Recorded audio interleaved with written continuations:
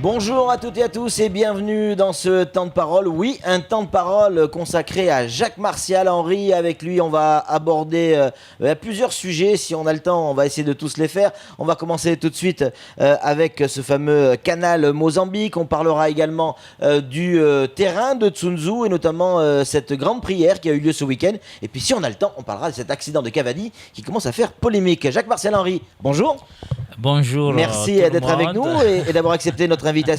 Canal Mozambique. Alors, pour remettre ça dans le contexte, on se souvient, il y a quelques temps de cela, il y a eu toute une ribambelle d'élus qui sont partis pendant presque un mois visiter la région. On s'est tous dit, mais qu'est-ce qu'ils vont faire? C'est encore des vacances, du voyage, payé par les contribuables. Et puis non, vous revenez avec ce projet. Alors, vous êtes déjà revenu pour nous en parler. Et là, j'ai l'impression que ça prend forme. Il y a un grand séminaire qui se met en place, je crois que c'est le 2 septembre, si je ne dis pas de bêtises. Ça y est, ce projet se transforme en ONG. Oui, déjà j'aimerais vous remercier de m'avoir donné le privilège d'inaugurer votre nouveau plateau qui est flambant neuf et très agréable. Merci. Voilà. Concernant le projet Canal de Mozambique, effectivement, ouais. Je suis parti avec le président Douchina et Rastami en tant que conseiller général et président du comité de tourisme. On a été mandaté par l'Assemblée locale, par le président du conseil général, et dans le but de créer ce projet Canal de Mozambique. Canal de Mozambique, c'est une ONG qui va être constituée des chambres de commerce, des chambres d'agriculture, des chambres de métiers de l'artisanat, du comité de tourisme, qui se trouve dans toutes les régions du Canal de Mozambique, effectivement, pour promouvoir toute activité commerciale, touristique, agricole. C'est le rôle d'une ONG de faire du business ? Non, l'ONG n'est pas une SARL ou SA ou EURL du tout. Cette ONG va constituer d'une plateforme pour permettre aux hommes d'affaires et aux femmes d'affaires de se connaître et de faire affaire. C'est-à-dire qu'ils vont propulser les opérateurs à se connaître et à travailler. Voilà. Mieux que Mythique. J'ai pas compris. Mythique, c'est un site internet qui permet de faire des rencontres. Je connais pas ces trucs-là.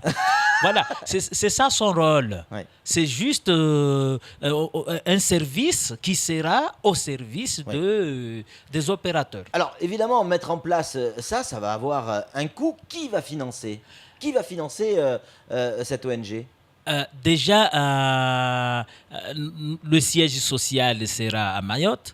Parce que pour avoir les fonds européens, il faut absolument que le siège social soit à Mayotte. Et puis après, les bureaux peuvent être dans n'importe quel pays où les institutions sont membres. Et moi, personnellement, d'après les discussions qu'on a eues, ce serait bien que les bureaux soient au Comores.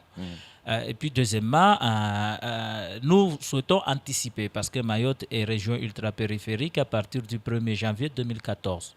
Donc, le Conseil général pourrait très bien assurer la mise en place de ces structures et notamment, il faut aussi savoir que la Chambre de commerce et d'industrie de Ngazidja et autres, ils ont aussi contribué à ce projet. Moi, quand on était allé en Grande Comore, la Chambre de commerce et d'industrie de Ngazidja avait contribué à hauteur de 20 000 euros à notre activité là-bas. Donc, oui, en apport en industrie, pas forcément en cash. Non, en numéraire. Ouais. En numéraire. Donc, ce sont des institutions qui bénéficient d'une subvention de l'État, de leur pays, et qui sont capables d'apporter aussi leur contribution à la mise en place de cette institution. Est-ce que Mayotte n'est pas vue un peu par l'ensemble des partenaires, que ce soit la Tanzanie, le Mozambique, les Comores, Madagascar, enfin en tout cas Nosibé, est-ce que Mayotte n'est pas vue un peu comme l'aspirateur à subvention sur le plan européen pour une redistribution régionale ? C'est le rôle de l'Europe. L'Europe aide tous ces pays et qu'aujourd'hui, nous voulons institutionnaliser ces aides. Et ce ne sont pas des aides qui sont attribuées aux entreprises, mais ce sont des aides qui seront attribuées à cette ONG qui sera là pour favoriser un développement et mettre en contact les Jacques, opérateurs. vous n'avez pas peur que certaines personnes, notamment certains citoyens mahorais ou des gens qui vivent à Mayotte, tout simplement en disant oui, on va encore prendre de l'argent de l'Europe pour le donner à l'extérieur alors que nous, on manque de tout, on a besoin de tout. Pour faire fonctionner cette institution, il faut à peu près 500 000 € par an. Ça suffit.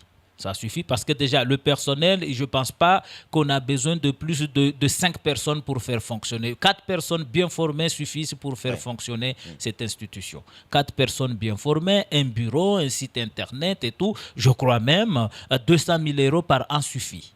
Si nous voulons vraiment bien gérer les choses, 200 000 € par an suffit. Mais il faut aussi regarder qu'est-ce que nous, on va gagner. Si on arrive à négocier la mise en place d'un moyen de transport maritime entre Mozambique et Mayotte, vous savez, le bois à Mozambique, il y en a en abondance. Nous, on part jusqu'en Asie ou à Dubaï, là où il n'y a même pas de bois. D'ailleurs, c'est l'expression du président Douchna. À Dubaï, où il n'y a même pas de bois, nous allons acheter des meubles. Et que les gens de Dubaï viennent acheter leur bois à Mozambique. C'est ça la finalité. Même Jacques, la Chine. La finalité, c'est ça, c'est pouvoir faire du business avec nos voisins. C'est ça la finalité. Ouais. Et il faut savoir une chose aussi, c'est extraordinaire ce que nous avons découvert. À Mozambique, ils ont découvert le gaz et le pétrole.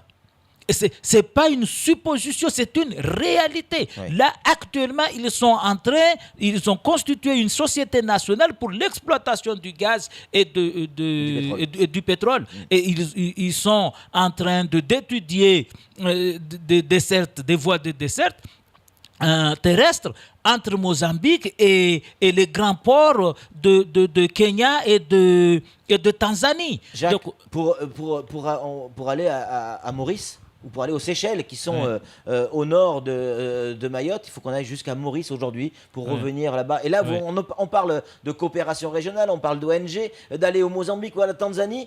Il n'y a pas d'avion. Oui, notre rôle aussi, c'est que cette ONG puisse négocier avec les compagnies aériennes, puisse livrer des informations concernant la législation, prendre les rendez-vous, accompagner ces institutions, ces compagnies jusqu'à s'installer. Parce que nous estimons que nous devons avoir... Il y a déjà des touches pour faire venir cette compagnie? Oui, nous avons déjà eu des contacts avec deux compagnies. Il y a Kaya Airlines à Mozambique qui faisait cette ligne jusqu'en 2004 à Mayotte. Jusqu'en 2004, Kaya Airlines faisait cette ligne. Et nous devons... Bon, après des accidents d'avion multiples, les compagnies mozambicaines ont été classées dans la liste noire de l'Europe parmi les compagnies qui ont été installées dans cette liste noire. Mais aujourd'hui, à Mozambique, c'est une réalité. Ils sont en train de rénover tous leurs ports, leur aéroport. Ils sont en train de rénover leurs avions. Ils sont en train vraiment de faire en sorte à ce qu'ils ne puissent plus figurer dans cette liste noire. Donc, c'est ça l'objectif que nous souhaitons.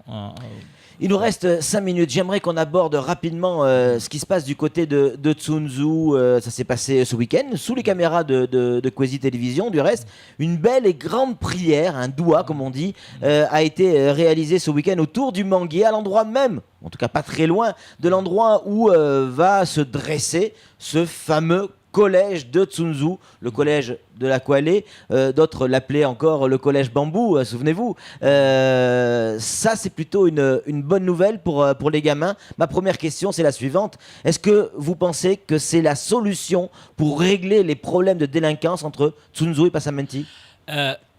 Alors, pour régler le problème de délinquance à Mayotte, en tout cas, les conflits qu'il y a autour du collège, c'est un problème de mobilité. Et tant qu'on n'aura pas mis en place à Mayotte un transport interurbain ou un système de transport urbain pour les communes et un système de transport interurbain pour le Conseil général, nous ne pourrons jamais résorber ces conflits qu'il y a autour du collège. Parce qu'un enfant qui a cours à 10 heures, qui est obligé de partir de chez lui à 6 heures du matin, doit rester de 7 heures jusqu'à 10 heures dehors. Ou quand il finit les cours à 14 heures et qu'il est obligé de partir à 17 heures, c'est ça, c'est la raison essentielle de ces conflits, et que tant qu'on n'aura pas mis en place un système de transport interurbain à Mayotte, il est tout à fait clair qu'il y aura ce conflit. Et donc la construction de collèges n'a pas vocation à régler des conflits entre les villageois, entre les enfants de différentes localités. L'intérêt de la mise en place d'un collège, c'est de donner une instruction aux enfants. C'est d'instruire les enfants et non pas de lutter contre ces violences. Bon, peut-être quand ils seront bien instruits, par ricochet, on pourra éviter ce conflit, mais l'élément essentiel, c'est instruire les enfants, et que pour éviter ces conflits, il en va aussi de la responsabilité des parents. Quand vous voyez qu'il y a carrément des parents qui amènent les enfants au collège pour leur dire de se battre avec une personne qui l'avait frappé la veille, c'est tout à fait normal qu'on vive ce genre de situation. Est-ce que le problème est définitivement réglé sur Tsunzu, notamment, je pense au terrain, au foncier? Il y a encore Chiaboudine qui réclame la paternité de ce terrain, alors que ça y est, on a décidé de construire, mais lui il dit mais attention, le terrain est à moi. Oui, moi aussi, je ça, reconnais. Vous en êtes conscient de ça? Oui, je suis conscient que Chiaboudine se prévaut légitimement d'une prescription acquisitive sur ce terrain. Moi, de toutes les façons, je suis témoin que ce terrain a été occupé par sa famille. Donc, il est tout à fait normal qu'il revendique la propriété de ce terrain. Mais en revendiquant la propriété de terrain, il n'a jamais bloqué la construction de ce collège. Et c'est tout à son honneur. Il y a eu une réunion entre Chihab et le notable de Tsunzu. Il y a eu une réunion entre Chihab, la population de Tsunzu et le vice-rectorat, et à aucun moment il s'est opposé à la construction. Donc il faut distinguer ces deux choses. Après, il faut voir si juridiquement on a le droit de construire sur un terrain qui juridiquement n'est pas encore attribué. Non, il y a. Je ne vais pas m'étaler sur cette affaire, mais il y a eu une procédure de déshérence qui a été validée par les autorités compétentes. Il nous reste 3 minutes, Jacques-Martial Henry. Et puis, j'aimerais qu'on revienne sur cet accident qui a eu lieu dans la nuit de vendredi à samedi du côté de Cavani, où on a vu ce 4x4 sortir de la route et se retrouver en contrebas au milieu des bangas. On a évité le pire. On aurait pu avoir effectivement une sacrée catastrophe. Et là, il y a cette déclaration de Zaidou Tavandei qui nous explique qu'effectivement, il y a une responsabilité du Conseil général à ce niveau-là. Oui, Zaidou a raison d'une part et n'a pas raison d'autre part. Vous savez, effectivement, cette route départementale, qui s'appelle la route départementale numéro 14 aussi. C'est des 14, oui. Voilà, a été financée à hauteur de 7 millions d'euros dans le cadre du plan de relance, pour que ça soit mis en sécurité et aux normes. Et il se trouve qu'à l'époque, c'était Brahima Bakar qui était vice-président chargé des finances, et c'est lui qui a demandé le retrait de cette somme, au même titre que si ce n'était pas lui, le collège de Tsunzu aujourd'hui aurait été construit. C'est lui qui a fait une intervention en 2009 pour demander au président Douchna de retirer le dossier de Tsunzu par délibération, alors que le conseil allait acheter le terrain. Le collège de Tsunzu et de Tsararano allait commencer au même moment. Donc si ce n'était pas lui, le collège de Tsunzu allait être fini aujourd'hui.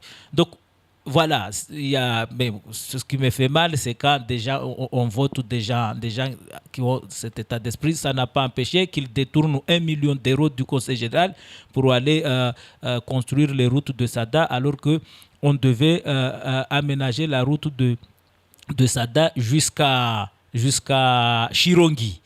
Voilà. La responsabilité. Donc, la responsabilité est partagée. Entre qui et qui? Entre le Conseil général et la commune. S'agissant, le Conseil général est compétent sur la chaussée.